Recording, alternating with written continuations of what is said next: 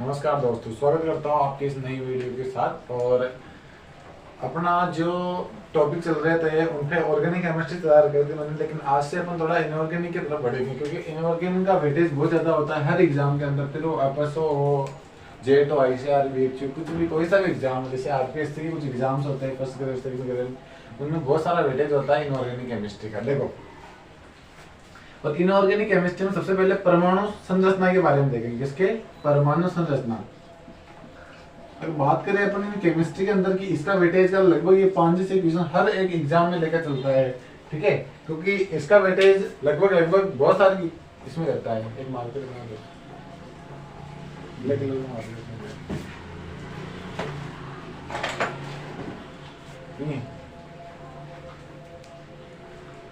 अब देखो परमाणु संरचना, ठीक है। अब देखो इसमें परमाणु संरचना में पहले अपने को 3 बिंदु ऐसे पढ़ने पड़ते हैं। सबसे पहले परमाणु क्या होता है आखिरकार वो देखो। जैसे देखो परमाणु अणु की, एक होता है अणु, एक होता है पदार्थ और एक होता है परमाणु। 3 चीजें होती है, ठीक है। क्या होता है? पदार्थ, अणु और परमाणु। बहुत सारे परमाणु मिलकर किसका निर्माण करते हैं कि अणु का, और बहुत सारे अणु मिल किसका निर्माण करते हैं मिलकर परमाणु का, ठीक है। मतलब परमाणु का बहुत सारा वेटेज या बहुत सारी संख्या मिलकर अणु का निर्माण करती है।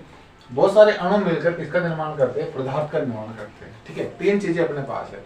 पदार्थ को नॉर्मली अपन देख सकते हैं, ठीक है। जैसे मतलब मैं आपको बताऊं, एक पदार्थ है, क्या है? एक पदार्थ है, ठीक है। ये मार्कर एक पदार्थ है, ये सब पदार्थ है। ये किससे मिलकर बने हैं? बहुत सारे अणुओं से मिलकर बनी है, ठीक है। अब इनको अपन आसानी से नहीं देख सकते अणु को, तो परमाणु को तो और नहीं देख सकते, क्योंकि परमाणु अगर बहुत छोटा होता है इनको अपन सूक्ष्म दृष्टि की सहायता से आसानी से देख सकते हैं, लेकिन साधारण आंखों की सहायता से नहीं देख सकते। यही बात समझ में। अब देखो, मैं अगर इसकी परिभाषा बोलूं तो मैं यूं बोल सकता हूं परिभाषा कि अणु का अविभाज्य अंग, क्या बोलते हैं? अणु का अविभाज्य अंग क्या कहलाता है? परमाणु कहलाता है, ठीक है। पदार्थ या अणु, या पदार्थ बोल सकते हो आप, पदार्थ भी बोल दो या अणु बोल दो, कुछ भी आप, अणु पदार्थ कुछ भी बोल सकते हो, क्योंकि ये इसकी समूलिका यही है, समूल यूनिट कौन सी? परमाणु है।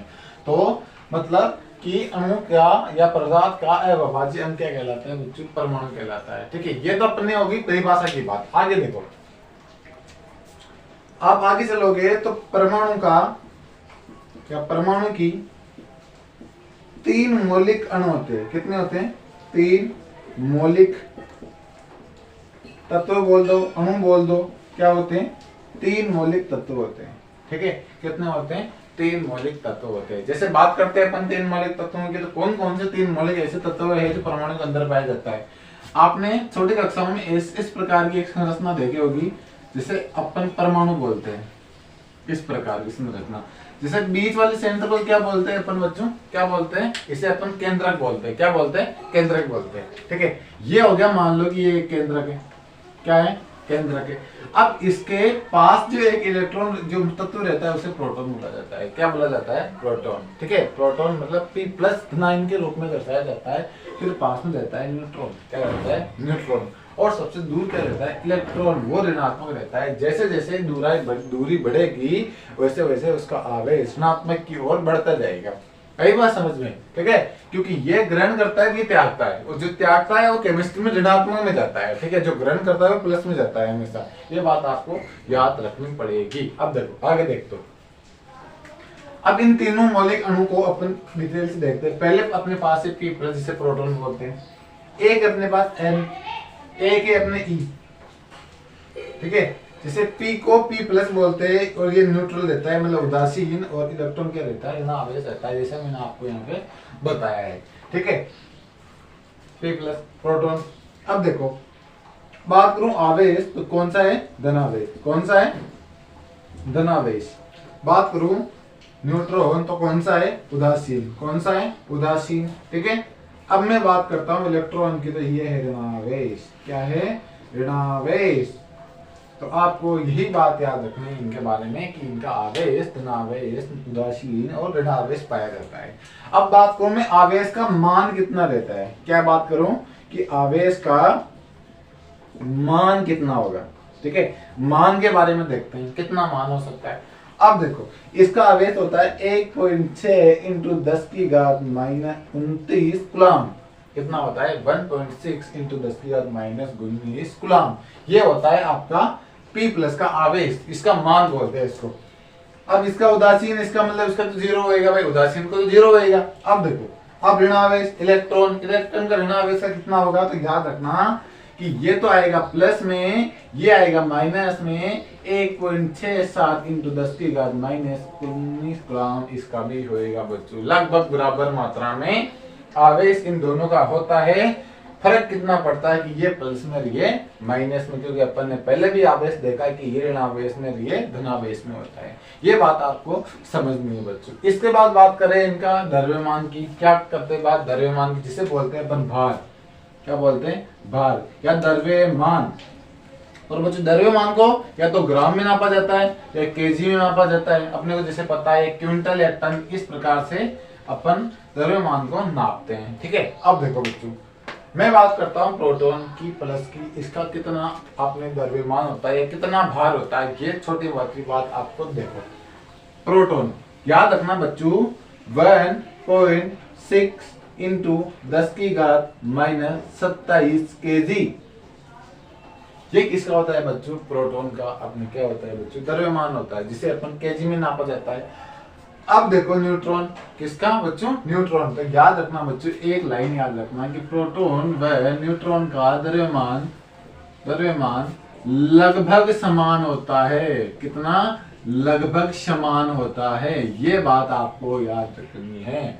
अब मैंने द्रव्यमान की बोला है बच्चों, आवेश की नहीं बोला, क्योंकि आवेश में तो ये प्लस में, ये उदासीन में जाता है। अब देखो 1.67 इंटू 10 की घात -27 कूलम लगभग बराबर है, केवल थोड़ा सा ज्यादा है अपने न्यूट्रॉन का। आई बात समझ में।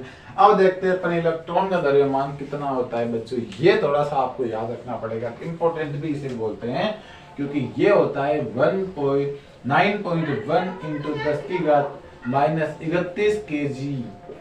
कितना होता है 9.1 इंटू 10 की घात -31 केजी होता है इसका द्रव्यमान। किसका, इलेक्ट्रॉन का द्रव्यमान। वेरी इंपॉर्टेंट बच्चों, यही पूछते हैं अगर ये द्रव्यमान से क्वेश्चन आएगा तो समझ जाओगे। अब आगे चलते हैं अपन इनके खोजकर्ताओं की बात के बारे में अपन बात करते हैं। ठीक है, देखो जैसे है अपने पास प्रोटॉन, न्यूट्रॉन, इलेक्ट्रॉन।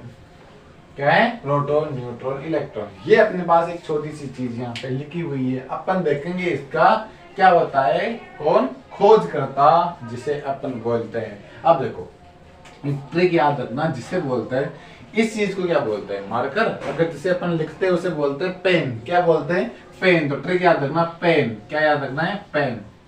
रख लो बच्चों, पेन। पेन की स्पेलिंग आती है PEN, पेन। ठीक है, अब एक चीज याद रखना, GTC। क्या याद रखोगे, GTC। अब उन दोनों को मिला दो, बस पेन या GTC।